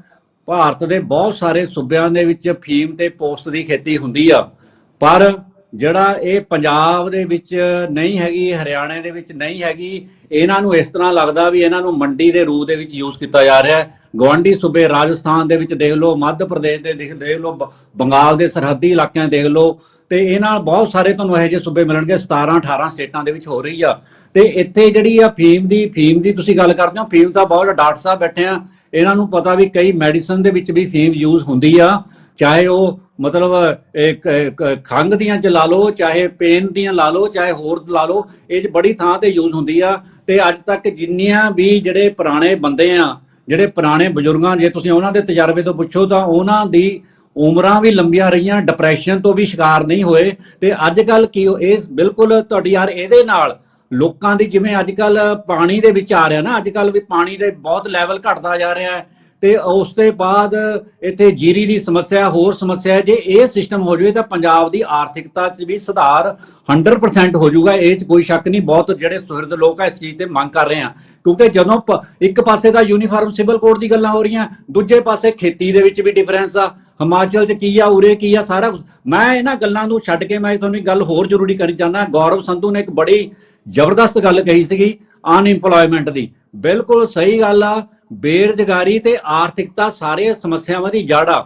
ਬੇਰੁਜ਼ਗਾਰ ਜਿਹੜੇ ਕਿ ਖਾਸ ਤੌਰ ਤੇ ਜਿਹੜਾ ਪੜ੍ਹਿਆ ਲਿਖਿਆ ਵਰਗ ਆ, ਜਿਹੜਾ ਯੂਨੀਵਰਸਿਟੀ ਕਾਲਜ ਦੇ ਵਿੱਚ ਚੰਗੀ ਐਜੂਕੇਸ਼ਨ ਲੈ ਚੁੱਕਿਆ ਹੁੰਦਾ, ਪ੍ਰੋਫੈਸ਼ਨਲ ਹੁੰਦਾ, ਜਦੋਂ ਉਹਨੂੰ ਉਹਨਾਂ ਦੇ ਪੜ੍ਹਾਈ ਦੇ ਅਨੁਸਾਰ ਨੌਕਰੀ ਨਹੀਂ ਮਿਲਦੀ ਤਾਂ ਉਹ ਉਸ ਫਰਸਟ੍ਰੇਟ ਹੋ ਜਾਂਦਾ, ਡਿਪਰੈਸ਼ਨ ਦਾ ਸ਼ਿਕਾਰ ਹੋ ਕੇ ਉਹ ਵੀ ਇਹਨਾਂ ਗੱਲਾਂ ਵੱਲ ਸ਼ਿਕਾਰ ਹੋ ਰਿਹਾ। ਇਹ 'ਚ ਕੋਈ ਬਿਲਕੁਲ ਦੋ ਰਾਵਾਂ ਨਹੀਂ, ਇਹ ਬਿਲਕੁਲ ਸਹੀ ਆ। ਤੇ ਦੂਜੇ ਪਾਸੇ ਇੱਕ ਨਾ ਇਹ ਰਤੜਾ ਸਾਹਿਬ ਨੇ ਵੀ ਇੱਕ ਗੱਲ ਬੜੀ ਵਧੀਆ ਕਹੀ ਆ ਵੀ ਜਿਹੜਾ ਉਹਨਾਂ ਨੇ ਲਫ਼ਜ਼ ਵਰਤਿਆ ਸੀ ਅੱਤਵਾਦ, ਮੈਂ ਕਿ ਖਾੜਕੂਵਾਦ ਕਹਿਣਾ ਹੁੰਦਾ। ਖਾੜਕੂਵਾਦ ਦੀ ਜਿਹੜੀ ਗੱਲ ਕਰਦੇ ਆ ਉਹਦੇ ਦੇ ਵਿੱਚ ਜੋ ਉਹਦਾ ਜਿਸ ਤਰੀਕੇ ਗੱਲ ਖਾਤਮਾ ਹੋਇਆ ਤੇ ਉਸ ਦੇ ਬਾਅਦ ਵੀ ਉਹਦੇ 'ਚ ਉਹਨਾਂ ਨੇ ਕਿਹਾ ਵੀ ਲੋਕਾਂ ਦਾ ਸਹਿਯੋਗ ਲਿਆ ਗਿਆ। ਮੈਂ ਹੁਣ ਲੋਕਾਂ ਦੀ ਸਹਿਯੋਗ ਦੀ ਗੱਲ ਕਰਦੇ ਹਾਂ, ਉਹਦੇ ਵਿੱਚ ਵੀ ਬਹੁਤ ਸਾਰੇ ਜਿਹੜੇ ਕੰਮ ਕਰ ਰਹੇ ਸੀਗੇ ਪਹਿਲਾਂ ਉਹਨਾਂ ਨਾਲ, ਫਿਰ ਪੁਲਿਸ ਦੇ ਨਾਲ ਮਿਲ ਕੇ ਉਹਨਾਂ ਨੂੰ ਸ਼ੌਰਿਆ ਅਵਾਰਡ ਦਿੱਤੇ ਗਏ, ਉਹਨਾਂ ਨੂੰ ਕੀਰਤੀ ਚੱਕਰ, ਉਹਨਾਂ ਨੂੰ ਬਹੁਤ ਸਾਰੇ ਇਨਾਮ ਦਿੱਤੇ ਗਏ, ਸਰਕਾਰੀ ਅਸਲਾ ਵੀ ਦਿੱਤਾ ਗਿਆ। ਤੇ ਉਹ ਜਿਵੇਂ ਮਾਸਟਰ ਬਲਵਿੰਦਰ ਸਿੰਘ ਦੀ ਐਗਜ਼ਾਮਪਲ ਤੁਹਾਨੂੰ ਪਤਾ ਹੈ, ਹੋਰ ਵੀ ਕਈ ਹੈਗੇ ਇਸ ਤਰ੍ਹਾਂ ਦੀਆਂ ਹੈਗੀਆਂ ਉਦਾਹਰਨਾਂ। ਪਰ ਹੁਣ ਜਿਹੜਾ ਸਹਿਯੋਗ ਕਰਦਾ ਹੈ, ਨਸ਼ਿਆਂ ਦੇ ਖਿਲਾਫ ਬੋਲਦਾ, ਨਸ਼ਿਆਂ ਦੀ ਗੱਲ ਚੱਕਦਾ, ਵੀ ਨਸ਼ਿਆਂ ਨੂੰ ਰੋਕਣ ਦੀ ਕੋਸ਼ਿਸ਼ ਕਰਦਾ, ਬੇਸ਼ੱਕ ਉਹਦਾ ਪਿਛਲਾ ਜਿਹੜਾ ਹਿਸਟਰੀ ਮਾੜੀ ਹੋਵੇ, ਉਹਨੂੰ ਪੁਲਿਸ ਚੱਕ ਕੇ ਅੰਦਰ ਕਰ ਦਿੰਦੀ ਆ, ਹਾਲਾਂਕਿ ਸਬੂਤ ਦੇ ਹੁੰਦੇ ਆ। ਜਿਵੇਂ ਤੁਹਾਡੇ ਸਾਹਮਣੇ ਮਾਨਸਾ ਦਾ ਇੱਕ ਸਬੂਤ ਆਇਆ, ਜੋ ਮਰਜ਼ੀ ਕਹੀ ਜਾਣ, ਡੋਪ ਟੈਸਟ ਪੋਜ਼ਿਟਿਵ ਆ ਗਿਆ, ਨੈਗੇਟਿਵ ਆ ਗਿਆ, ਬੰਦਾ ਨਸ਼ੇ ਦੀ ਲੜਾਈ ਲੜ ਰਿਹਾ ਤਾਂ।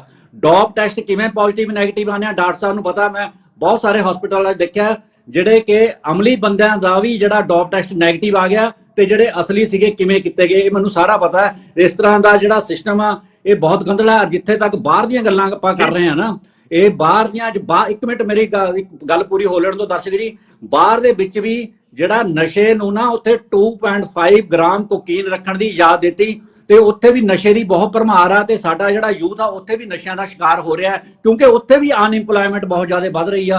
ਅਨਇੰਪਲੋਇਮੈਂਟ ਇੱਕ ਵੱਡਾ ਕਾਰਨ ਆ ਤੇ ਸਰਕਾਰ ਦਾ ਇਸ ਪਾਸੇ ਕੋਈ ਧਿਆਨ ਬਿਲਕੁਲ ਨਹੀਂ ਹੈਗਾ। ਔਰ ਇੱਕ ਇਹਦੇ 'ਚ ਪੰਜਾਬ ਦੇ ਵਿੱਚ ਜਿਹੜੀ ਗੁਰੂਆਂ ਪੀਰਾਂ ਦੀ ਧਰਤੀ ਆ, ਇਹਦੇ 'ਚ ਮੋਰਲ ਐਜੂਕੇਸ਼ਨ ਬਹੁਤ ਜ਼ਰੂਰੀ ਸੀਗੀ, ਜਿਹਨੂੰ ਕਿ ਮਨਫੀ ਕਰਤਾ ਗਿਆ। ਮੋਰਲ ਐਜੂਕੇਸ਼ਨ, ਸਿੱਖ ਧਰਮ ਦੀਆਂ ਜਿਹੜੀਆਂ ਗੌਰਵਮਈ ਕਥਾਵਾਂ, ਇਤਿਹਾਸ, ਉਹ ਪੜ੍ਹਾਇਆ ਨਹੀਂ ਜਾ ਰਿਹਾ। ਤੇ ਜਿਹੜਾ ਉਸ ਪਾਸੇ ਦੀ ਗੱਲ ਕਰਦਾ ਹੈ ਸੰਧੂ ਸਾਹਿਬ ਕੋਲ ਜਾਂਦੇ ਆ। ਜਿਹੜਾ ਇੱਕ ਤੁਸੀਂ ਵਿਅਕਤੀ ਦੀ ਗੱਲ ਕੀਤੀ ਹੈ, ਸੰਧੂ ਸਾਹਿਬ ਨੇ ਵੀ ਅੱਜ ਉਸ ਦੀ ਪੋਸਟ ਵੀ ਪਾਈ ਹੈ ਝੋਟਾ ਬਾਰੇ। ਜਿਹੜਾ ਹੈਗਾ ਉਹਦਾ ਪੂਰਾ ਨਾਮ ਮੈਂ ਭੁੱਲ ਰਿਹਾ, ਤੇ ਇਸ ਤੋਂ ਪਹਿਲਾਂ ਵੀ ਮੈਂ ਧਰਮਵੀਰ ਗਾਂਧੀ ਜੀ ਦਾ ਵੀ ਨਾਮ ਗਲਤ ਲੈ ਗਿਆ ਸੀਗਾ, ਇਸ ਕਰਕੇ ਦਰਸ਼ਕਾਂ ਤੋਂ ਮਾਫੀ ਚਾਹੁੰਦਾ। ਸੰਧੂ ਸਾਹਿਬ ਜਿਹੜਾ ਇੱਕ ਜਿਹੜੀ ਉਸ ਜਿਹੜਾ ਉਹ ਘਟਨਾਕ੍ਰਮ ਹੈ, ਉਹ ਵੀ ਆਪਣੇ ਆਪ ਦੇ ਵਿੱਚ ਇਹ ਦਿਖਾਉਂਦਾ ਹੈ ਕਿ ਪੁਲਿਸ ਜਿਹੜੀ ਹੈਗੀ ਹੈ, ਜਿਹੜੇ ਲੋਕ ਇੱਕ ਪਾਸੇ ਦਾ ਉਹ ਕਹਿੰਦੀ ਹੈ ਕਿ ਜਿਹੜੀ ਪਿੰਡਾਂ ਦੇ ਵਿੱਚ ਕਮੇਟੀਆਂ ਬਣਨੀਆਂ ਚਾਹੀਦੀਆਂ ਨੇ, ਪਿੰਡਾਂ ਦੇ ਲੋਕ ਜਿਹੜੇ ਹੈਗੇ ਇਹਨਾਂ ਨੂੰ ਗ੍ਰਿਫਤਾਰ ਕਰਾਉਣ ਜਿਹੜੇ ਨਸ਼ਾ ਤਸਕਰ ਨੇ। ਪਰ ਜਦੋਂ ਇਹ ਨਸ਼ਾ ਤਸਕਰਾਂ ਬਾਰੇ ਕੋਈ ਬੰਦਾ ਜਾ ਕੇ ਦੱਸ ਦਿੰਦਾ ਹੈ ਤੇ ਪੁਲਿਸ ਹੀ ਨਸ਼ਾ ਤਸਕਰਾਂ ਨੂੰ ਦੱਸਦੇ ਆ ਵੀ ਤੁਹਾਡੀ ਮੁਖਬਰੀ ਹੋ ਗਈ ਆ, ਫਲਾਣੇ ਬੰਦੇ ਨੇ ਉਹਨੂੰ ਕੁੱਟ-ਕੁੱਟ ਕੇ ਲੱਤਾਂ ਬਾਹਾਂ ਤੋੜ ਦਿੱਤੀਆਂ ਜਾਂਦੀਆਂ ਨੇ। ਤੇ ਇਹੀ ਮਾਮਲਾ ਹੈ ਜਿਹੜਾ ਝੋਟਾ ਬਾਰੇ ਵੀ ਸਾਹਮਣੇ ਆਇਆ। ਇਹਦੇ ਬਾਰੇ ਤੁਸੀਂ ਕੀ ਕਹਿਣਾ ਚਾਹੁੰਦੇ ਹੋ? ਅੱਜ ਦੀ ਗੱਲ ਨਹੀਂ, ਇਹ ਪੁਰਾਣੇ ਸਮਿਆਂ 'ਚ ਵੀ ਚੱਲਦਾ ਹੁੰਦਾ। ਜਿਹੜੇ ਤਾਂ ਨਸ਼ਾ ਆਪਣੇ ਖਾਣ ਲਈ ਲੈਣ ਜਾਂਦੇ ਆ, ਜੇ ਕਿਤੇ ਉਹ ਫੜੇ ਜਾਂਦੇ ਆ ਤਾਂ ਉਹ ਦੱਸ ਦਿੰਦੇ ਨੇ ਵੀ ਅਸੀਂ ਫਲਾਣੇ ਬੰਦੇ ਤੋਂ ਲੈ ਕੇ ਆਏ ਆ, ਤਾਂ ਅਫਸਰ, ਕਿਉਂਕਿ ਉਹਨਾਂ ਨੂੰ ਰੇਡ ਤਾਂ ਮਾਰਨੀ ਪੈਂਦੀ ਜਦੋਂ ਬੰਦੇ ਦਾ ਨਾਂ ਲੈਂਦੇ ਨੇ, ਜਿਹੜਾ ਮੇਨ ਸਪਲਾਇਰ ਹੁੰਦਾ ਉਸ ਏਰੀਏ ਦਾ, ਉਹ ਪੁਲਿਸ ਉਹਨੂੰ ਪਹਿਲਾਂ ਦੱਸ ਦਿੰਦੀ, ਜਾਂ ਕੋਈ ਪੁਲਿਸ ਦੇ ਵਿੱਚ ਹੀ ਇੱਕ ਦਾ ਸਿਪਾਹੀ ਹੌਲਦਾਰ ਮੁਖਬਰ ਹੁੰਦਾ, ਉਹਨੂੰ ਦੱਸ ਦਿੰਦੇ ਨੇ ਭਾਈ ਤੇਰੇ ਤੇ ਰੇਡ ਪੈਣੀ ਹੈ। ਇੱਕ ਪਿੱਛੇ ਜੀ ਕਾਫੀ ਸਮਾਂ ਹੋਇਆ ਕਿ ਸਟੂਡੈਂਟ ਯੂਨੀਅਨ ਦੇ ਮੁੰਡੇ, ਉਹਨਾਂ ਦਾ ਕਾਫੀ ਹਾਈਲਾਈਟ ਹੋਇਆ ਸੀ 4-5 ਸਾਲ ਪਹਿਲਾਂ। ਉਹਨਾਂ ਨੂੰ ਬੜਾ ਵੱਡੇ ਮੁਜਰਮ ਦਿਖਾਇਆ ਗਿਆ। ਉਹ ਸਿਰਫ ਤੇ ਸਿਰਫ ਕਿਤੇ ਮਾੜਾ ਮੋਟਾ ਉਹਨਾਂ ਕੋਲੋਂ ਫੜਿਆ ਗਿਆ, ਪਰ ਜਿਹੜਾ ਮੇਨ ਬੰਦਾ ਸੀਗਾ ਉਹਨੂੰ ਪੁਲਿਸ ਨੇ ਛੱਡ ਦਿੱਤਾ। ਜਿਹੜੀ ਅੱਜ ਦੀ ਘਟਨਾ ਹੋਈ ਹੈ ਕੱਲ ਦੀ ਪਰਵਿੰਦਰ ਸਿੰਘ ਝੋਟਾ ਵਾਲੀ, ਕਿਉਂਕਿ ਪੁਲਿਸ ਜਿਹੜੀ ਸਰਕਾਰ ਹੈ ਉਹ ਨਾਕਾਮ ਹੈ। ਜਿਵੇਂ ਪਿੱਛੇ ਕੈਪਟਨ ਅਮਰਿੰਦਰ ਸਿੰਘ ਨੇ ਸਹੁੰ ਖਾਧੀ ਸੀ ਗੁਟਕਾ ਸਾਹਿਬ ਫੜ ਕੇ ਵੀ ਨਸ਼ੇ ਦਾ ਲੱਕ ਤੋੜ ਦਾਂਗਾ ਮੈਂ 1 ਮਹੀਨੇ ਦੇ ਵਿੱਚ, ਉਸੇ ਤਰ੍ਹਾਂ ਦਾ ਹੀ ਗੱਲ ਜਿਹੜੀ ਹੁਣ ਦੀ ਸਰਕਾਰ ਹੈ, ਇਹਨਾਂ ਦੇ ਸੁਪਰੀਮੋ ਕੇਜਰੀਵਾਲ ਸਾਹਿਬ ਨੇ ਕਹੀ ਸੀ ਅਸੀਂ 24 ਘੰਟਿਆਂ 'ਚ ਨਸ਼ਾ ਖਤਮ ਕਰ ਦਾਂਗੇ। ਹੁਣ ਮੈਂ ਪਟਿਆਲੇ ਜ਼ਿਲ੍ਹੇ ਦੀ ਐਗਜ਼ਾਮਪਲ ਦੇਣ ਲੱਗਾ, ਨਾਲ ਹੀ ਸ਼ੇਰ ਮਾਜਰਾ ਪਿੰਡ ਹੈ, ਉੱਥੇ ਸ਼ਰੇਆਮ ਚਿੱਟਾ ਵਿਕ ਰਿਹਾ ਹੈ। ਮੈਂ ਇੱਥੋਂ ਦੇ ਮੈਨੂੰ ਉੱਥੋਂ ਦੇ ਸਰਪੰਚ ਨੇ, ਉੱਥੋਂ ਦੇ ਪਿੰਡ ਦੇ ਨੁਮਾਇੰਦਿਆਂ ਨੇ ਬੰਦਿਆਂ ਦੇ ਬਕਾਇਦਾ ਨਾਂ ਲਿਖ ਕੇ ਭੇਜੇ। ਮੈਂ ਕਿਹਾ ਕੋਈ ਕਾਰਵਾਈ ਨਹੀਂ ਹੁੰਦੀ। ਉਹ ਪੁਲਿਸ SHO ਨਾਲ ਗੱਲ ਕੀਤੀ ਮੈਂ ਫੋਨ ਤੇ, ਉਹ ਕਹਿੰਦਾ ਜੀ ਸਾਨੂੰ ਤਾਂ ਪਤਾ ਨਹੀਂ, ਇਹਦਾ ਦੁਸ਼ਮਣੀ ਹੈ, ਕਿ ਦੁਸ਼ਮਣੀ ਕਰਕੇ ਇੱਕ ਦੂਜੇ ਦਾ ਨਾਂ ਲੈ ਰਹੇ ਨੇ। ਉਹ ਇੱਥੋਂ ਦੇ ਉਸੇ ਪਿੰਡ ਦੀ ਸ਼ੇਰ ਮਾਜਰਾ ਦੇ ਸਾਡੇ ਚੇਅਰਮੈਨ ਸਾਹਿਬ ਨੇ, ਉਹਨਾਂ ਦੇ ਪਿੰਡ ਦੇ ਵਿੱਚ ਨਸ਼ਾ ਵਿਕ ਰਿਹਾ। ਸੋ ਇਸ ਤਰ੍ਹਾਂ ਇਹ ਮਿਲੀ ਭੁਗਤ ਨਾਲ ਬਹੁਤ ਹੁੰਦਾ ਹੈ। ਹੁਣ ਜੇ ਕੋਈ ਸਾਡੇ ਵਰਗਾ ਜਾਂ ਕੋਈ ਆਮ ਲੋਕਾਂ 'ਚ ਉੱਠ ਕੇ ਕਾਨੂੰਨ ਜਾਂ ਆਪਣੇ ਹੱਥ 'ਚ ਉਦੋਂ ਹੀ ਲੈਂਦਾ ਜਦੋਂ ਉਹਨਾਂ ਦਾ ਕਾਨੂੰਨ ਤੋਂ ਵਿਸ਼ਵਾਸ ਉੱਠ ਜਾਂਦਾ ਹੈ। ਹੁਣ ਜਿਹੜੀ ਪਰਮਿੰਦਰ ਸਿੰਘ ਝੋਟਾ ਦੀ ਕਹਾਣੀ ਹੋਈ ਹੈ, ਉਹ ਮਾਨਸਾ ਜ਼ਿਲ੍ਹੇ ਦੇ ਵਿੱਚ ਜਿਹੜੇ ਕੈਮਿਸਟ ਨਸ਼ਾ ਵੇਚਦੇ ਸੀ, ਜਾਂ ਗੋਲੀਆਂ ਜਿਹੜੀਆਂ ਆਪਾਂ ਨੂੰ 1-2 ਦੇਣੀਆਂ ਚਾਹੀਦੀਆਂ ਨੇ ਉਹ 10-10 ਇਕੱਠੀਆਂ ਦੇ ਦਿੰਦੇ ਸੀ ਵਿਦਆਊਟ ਪ੍ਰਸਕ੍ਰਿਪਸ਼ਨ, ਉਹਨਾਂ ਨੂੰ ਫੜਦਾ ਸੀ ਜਾ ਕੇ, ਉਹਨਾਂ ਤੇ ਜਾ ਕੇ ਰੇਡ ਕਰਦਾ ਸੀ, ਆਪ ਜਾ ਕੇ ਸ਼ਰੇਆਮ ਕਹਿੰਦਾ ਸੀਗਾ। ਤੇ ਦੇਖੋ ਪ੍ਰਸ਼ਾਸਨ ਨੇ ਉਹਦੇ ਉਲਟੀ ਪਰਚਾ ਕਰਤਾ, ਕਿਉਂਕਿ ਨਸ਼ਾ ਤਸਕਰਾਂ ਨੂੰ ਬਚਾਉਣਾ ਇਹਨਾਂ ਨੇ, ਕਿਉਂਕਿ ਉਹਨਾਂ ਤੋਂ ਇਹਨਾਂ ਦਾ ਕਾਰੋਬਾਰ ਚੱਲਦਾ ਹੈ। ਸੋ ਲੋਕ ਜਾਗਰੂਕ ਹੋ ਰਹੇ ਨੇ। ਹੁਣ ਉਹਦੇ ਪਰਮਿੰਦਰ ਸਿੰਘ ਦੇ ਪਿੱਛੇ ਜਾ ਕੇ ਬਹੁਤ ਲੋਕ ਖੜ ਗਏ ਨੇ। ਅਸੀਂ ਵੀ ਅਪੀਲ ਕੀਤੀ ਵੀ ਜਿਹੜਾ ਕੋਈ ਸਮਾਜ ਸੁਧਾਰਕ ਕੰਮ ਕਰਦਾ ਹੈ, ਹਾਂ ਕਿਤੇ ਨਾ ਕਿਤੇ ਥੋੜਾ ਬਹੁਤਾ ਕਾਨੂੰਨ ਆਪਣੇ ਹੱਥਾਂ 'ਚ ਲੈਣਾ ਪੈ ਜਾਂਦਾ ਹੈ, ਪਰ ਉਹਨੇ ਕੋਈ ਏਡਾ ਵੱਡਾ ਕ੍ਰਾਈਮ ਨਹੀਂ ਕੀਤਾ। ਕਿਸੇ ਦੇ ਇੱਕ ਜੁੱਤੀਆਂ ਦਾ ਹਾਰ ਉਹਦਾ ਹੀ ਪਾਇਆ ਜਿਹੜਾ ਨਸ਼ਾ ਵੇਚ ਰਿਹਾ ਸੀਗਾ, ਜਾਂ ਜਿਹੜਾ ਆਪਣੀ ਕੈਮਿਸਟ ਦੀ ਸ਼ਾਪ ਦੀ ਆੜ ਦੇ ਵਿੱਚ ਨਸ਼ਾ ਵੇਚ ਰਿਹਾ ਸੀ। ਸੋ ਇਹ ਜਿਹੜੇ ਨਕਾਰਾਤਮਕ ਲੋਕ ਨੇ, ਜਿਹੜੇ ਲੋਕ ਨਸ਼ਾ ਵੇਚਣ ਦੇ ਵਿੱਚ ਭਾਗੀਦਾਰ ਨੇ, ਉਹਨਾਂ ਨੂੰ ਨੱਥ ਪਾਉਣ ਦੀ ਬਜਾਏ ਪ੍ਰਸ਼ਾਸਨ ਤੇ ਸਰਕਾਰ ਉਹ ਲੋਕਾਂ ਦੇ ਉਲਟ ਹੋਈ ਪਈ ਹੈ ਜਿਹੜੇ ਇਹਨੂੰ ਰੋਕ ਰਹੇ ਨੇ। ਸੋ ਇਹ ਠੀਕ ਹੈ। ਰਤਨਾ ਜੀ, ਤੁਸੀਂ ਜਿਹੜਾ ਹੈਗਾ ਖਾਸ ਤੌਰ ਤੇ ਸਿੱਖਿਆ ਸ਼ਾਸਤਰੀ ਵੀ ਰਹੇ ਹੋ, ਤੇ ਇਹ ਜਿਹੜੇ ਬੱਚੇ ਨੇ ਉਹਨਾਂ ਨੂੰ ਅਜਿਹੀ ਕਿਹੜੀ ਸਿੱਖਿਆ ਦੇਣੀ ਚਾਹੀਦੀ ਹੈ ਜਿਹੜੇ ਕਿ ਇਹਨਾਂ ਤੋਂ ਜਿਹੜੇ ਇਹ ਨਸ਼ਿਆਂ ਤੋਂ ਬਚ ਸਕਣ?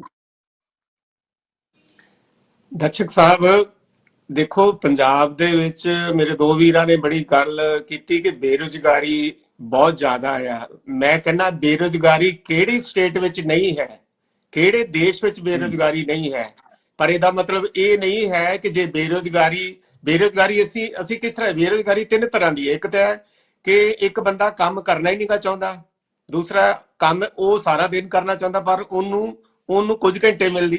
ਸਾਡੇ ਦੇਸ਼ ਦੀ ਪ੍ਰੋਬਲਮ ਇਹ ਆ ਕਿ 140 ਕਰੋੜ ਦੀ ਆਬਾਦੀ ਵਾਲੇ ਦੇਸ਼ ਦੇ ਵਿੱਚ ਸਾਡੇ ਕੋਲ ਜਿਹੜਾ ਮਿਹਨਤਾਨਾ ਮਿਲਦਾ ਉਹ ਕਾਫੀ ਘੱਟ ਮਿਲਦਾ। ਹੁਣ ਸਾਡੇ ਸਮਾਜ ਦੀ ਬਿਮਾਰੀ ਇੱਕ ਇਹ ਹੋ ਗਈ ਕਿ ਇਹ ਰਾਤ ਨੂੰ ਸੁਪਨੇ ਦੇ ਵਿੱਚ ਕੈਨੇਡਾ ਅਮਰੀਕਾ ਘੁੰਮਦੇ ਹੁੰਦੇ ਆ, ਦਿਨੇ ਉੱਠ ਕੇ ਨਾ ਬੱਚਿਆਂ ਨੂੰ ਕੰਮ ਵਾਸਤੇ ਕਹਿ ਦਈਏ ਤੇ ਇਹ ਕਹਿੰਦੇ ਵੀ ਅਸੀਂ ਤੇ ਕੰਮ ਕਰਾਂਗੇ ਤੇ ਕੈਨੇਡਾ ਅਮਰੀਕਾ ਜਾ ਕੇ ਕਰਾਂਗੇ, ਇੱਥੇ ਅਸੀਂ ਕੋਈ ਹਲਕਾ ਫੁਲਕਾ ਕੰਮ ਨਹੀਂ ਕਰਨਾ।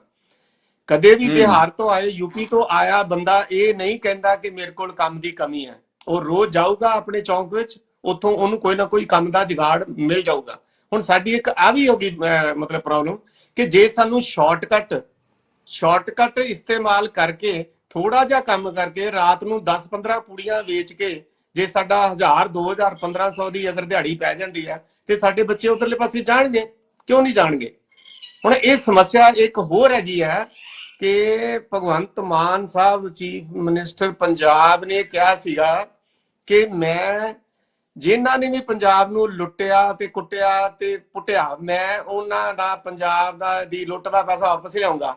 ਚਾਹੀਦਾ ਇਹ ਹੈ, ਕੱਲ ਜਿਸ ਤਰ੍ਹਾਂ ਕਿ ਗ੍ਰਹਿ ਮੰਤਰੀ ਸਾਹਿਬ ਨੇ ਮੀਟਿੰਗ ਕੀਤੀ, ਉਹਨਾਂ ਨੇ ਵੀ ਇਹ ਗੱਲ ਕੀਤੀ ਹੈ ਕਿ ਜਿੰਨੇ ਸਮਗਲਰ ਹੈਗੇ ਨੇ ਉਹਨਾਂ ਦੇ ਸਪਲਾਇਰ ਤੱਕ ਪਹੁੰਚੋ, ਜਿਹੜੇ ਮੇਨ ਜਿਹੜੇ ਉਹਨਾਂ ਦੀ ਸਪਲਾਈ ਚੇਨ ਆ ਉਹ ਬੰਦਿਆਂ ਨੂੰ ਫੜੋ ਤੇ ਉਹਨਾਂ ਦੀਆਂ ਬਣਾਈਆਂ ਹੋਈਆਂ ਨਸ਼ੇ ਤੋਂ ਜਿਹੜੀਆਂ ਜਾਇਦਾਦਾਂ ਨੇ ਉਹਨਾਂ ਨੂੰ ਕੁਰਕ ਕਰੋ, ਜ਼ਬਤ ਕਰੋ, ਕਰਕੇ ਉਹਨਾਂ ਦੀ ਨਿਲਾਮੀ ਕਰੋ, ਉਹਨਾਂ ਨੂੰ ਜਲੀਲ ਕਰੋ ਸਮਾਜ ਦੇ ਵਿੱਚ, ਤਾਂ ਕਿ ਇਹ ਜਿਹੜੀ ਇੱਕ ਜਿਹੜੀ ਇਹ ਲੀਪ ਹੈਗੀ ਆ ਕਿ ਨਸ਼ਾ ਕਰਨ ਵਾਲਾ ਤੇ ਨਸ਼ਾ ਕਰਵਾਉਣ ਵਾਲਾ ਤੇ ਨਸ਼ੇ ਵਿੱਚੋਂ ਪੈਸਾ ਕਮਾਉਣ ਵਾਲਾ ਪੁਲਿਸਿਆ, ਇਹ ਸਾਰਿਆਂ ਬੰਦਿਆਂ ਨੂੰ ਸਬਕ ਮਿਲ ਸਕੇ।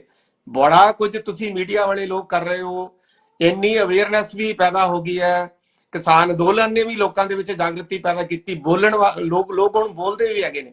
ਜੇ ਅਗਰ ਇਸ ਅਵੇਅਰਨੈਸ ਦਾ ਫਾਇਦਾ ਅਸੀਂ ਨਸ਼ਿਆਂ ਦੀ ਇਸ ਚੇਨ ਨੂੰ ਤੋੜਨ ਵਿੱਚ ਲੈ ਲਈਏ ਤੇ ਮੈਂ ਸਮਝਦਾ ਇਹ ਇੱਕ ਪੰਜਾਬ ਲਈ ਨਵੀਂ ਸ਼ੁਰੂਆਤ ਦਾ ਜਿਹੜਾ ਹੈਗਾ ਇਹ ਮੌਕਾ ਹੋਊਗਾ। ਨਾਲ ਚਲੋ ਰਵਾਇਤੀ ਨਸ਼ਿਆਂ ਦੀ ਵੀ ਗੱਲ ਹੋਈ, ਉਹ ਇੱਕ ਵੱਖਰੀ ਗੱਲ ਹੈ ਕਿ ਅਸੀਂ ਕਿੰਨਾ ਕੁ ਉਧਰਲੇ ਪਾਸੇ ਕਰ ਲਵਾਂਗੇ। ਇਹ ਨਹੀਂ ਹੈਗਾ ਕਿ ਅਸੀਂ ਚਾਹ ਮਤਲਬ ਛੱਡ ਕੇ ਤੇ ਅਸੀਂ ਕਾਫੀ ਪੀਣ ਲੱਗ ਪਈਏ। ਮਾਮਲਾ ਤੇ ਹੈਗਾ ਆ ਗਰੀਬੀ ਦਾ, ਮਾਮਲਾ ਹੈਗਾ ਰੋਜ਼ਗਾਰ ਦਾ, ਮਾਮਲਾ ਹੈਗਾ ਜੇਬ ਦੇ ਵਿੱਚ ਪੈਸੇ ਆਉਣ ਦਾ। ਤੋ ਇਸ ਕਰਕੇ ਇਹਨਾਂ ਨੂੰ ਕੰਪਰੀਹੈਂਸਿਵ ਕਰਨਾ ਪਊਗਾ। ਬਲ ਸਾਹਿਬ, ਹੁਣ ਆਪਾਂ ਇਹ ਨਸ਼ਿਆਂ ਬਾਰੇ ਤਾਂ ਬਹੁਤ ਗੱਲ ਕਰ ਲਈਏ, ਪਰ ਨਸ਼ਿਆਂ ਦਾ ਜਿਹੜਾ ਇੱਕ ਨੈਗੇਟਿਵ ਪਹਿਲੂ ਹੈ ਜਾਂ ਪੋਜ਼ਿਟਿਵ ਪਹਿਲੂ ਹੈ ਉਹ ਉਸ ਬਾਰੇ ਵੀ ਗੱਲ ਕਰ ਲੈਂਦੇ ਆ। ਬਲ ਸਾਹਿਬ, ਇੱਕ ਜਿਹੜੀ ਗੱਲ ਚੱਲਦੀ ਹੈ ਕਿ ਪਿਛਲੇ ਸਮੇਂ ਦੌਰਾਨ ਜਿਹੜੀ ਸ਼ਰਾਬ, ਅਫੀਮ, ਭੁੱਕੀ, ਇਹੋ ਜਿਹੇ ਨਸ਼ੇ ਤਾਂ ਹੁੰਦੇ ਸੀਗੇ ਤੇ ਉਹ ਸਮਾਜ ਦੀ ਇੰਨੀ ਬਰਬਾਦੀ ਨਹੀਂ ਕਰਦੇ ਸੀਗੇ। ਉਸ ਸਮੇਂ ਇਸ ਤਰ੍ਹਾਂ ਦੀ ਲੁੱਟ ਖੋਹਾਂ ਨਹੀਂ ਹੁੰਦੀਆਂ ਸੀਗੀਆਂ ਤੇ ਇਹ ਜਿਹੜੇ ਚਿੱਟਾ ਤੇ ਤੁਸੀਂ ਜਿਹੜੇ ਟ੍ਰੈਡੀਸ਼ਨਲ ਨਸ਼ੇ ਆ ਉਹ ਇੰਨੇ ਹਾਨੀਕਾਰਕ ਤਾਂ ਨਹੀਂ ਸੀਗੇ। ਅਸੀਂ ਕਹੀਏ ਕਿ ਸੰਸਾਰ ਦੇ ਵਿੱਚ ਵਿਕਾਸ ਹੋਇਆ ਜਾਂ ਡਿਵੈਲਪਮੈਂਟ ਹੋਈ ਹੈ ਤੇ ਹਰ ਇੱਕ ਚੀਜ਼ ਕੋਈ ਰਿਫਾਈਨ ਹੋ ਗਈ ਆ। ਜਿਵੇਂ ਪਹਿਲਾਂ ਸਾਈਕਲ ਹੋਰ ਤਰ੍ਹਾਂ ਦਾ ਹੁੰਦਾ ਸੀ, ਹੁਣ ਉਹ ਕਈ ਕੁਝ ਉਹਦੇ ਚ ਆ ਗਿਆ, ਮੋਟਰਸਾਈਕਲ ਆ ਗਏ। ਇਸ ਤਰ੍ਹਾਂ ਇਹ ਨਸ਼ਿਆਂ ਦੇ ਵਿੱਚ ਵੀ ਜਿੱਥੇ ਇਹਨਾਂ ਦੀ ਮੈਨੂਫੈਕਚਰਿੰਗ ਹੁੰਦੀ ਆ ਉਹਦੇ ਵਿੱਚ ਉਹਨਾਂ ਨੇ ਰਿਫਾਈਨ ਕਰਕੇ ਉਹ ਨੈਗੇਟਿਵ ਇਹਨਾਂ ਦੀ ਜਿਹੜੀ ਹੈਗੀ ਆ ਕ੍ਰੀਏਟਿਵਿਟੀ, ਉਹਦੇ ਨਾਲ ਉਹਨਾਂ ਨੇ ਇਸ ਤਰ੍ਹਾਂ ਦੀ ਚੀਜ਼ਾਂ ਬਣਾ ਦਿੱਤੀਆਂ ਨੇ। ਹੁਣ ਦੇਖੋ ਪੁਰਾਣੀਆਂ ਆਪਾਂ ਫਿਲਮਾਂ ਵੀ ਦੇਖਦੇ ਆ ਤੇ ਉਹਦੇ ਵਿੱਚ ਵੀ ਸ਼ਰਾਬ ਪੀਂਦੇ ਸੀ, ਉਹਦੇ ਚ ਸਿਗਰਟਾਂ ਕਿੰਨੀਆਂ ਪੀਂਦੇ ਸੀ, ਜਿਹੜੀਆਂ ਬਲੈਕ ਐਂਡ ਵਾਈਟ ਫਿਲਮਾਂ ਤੁਸੀਂ ਦੇਖਦੇ ਹੋਵੋਗੇ।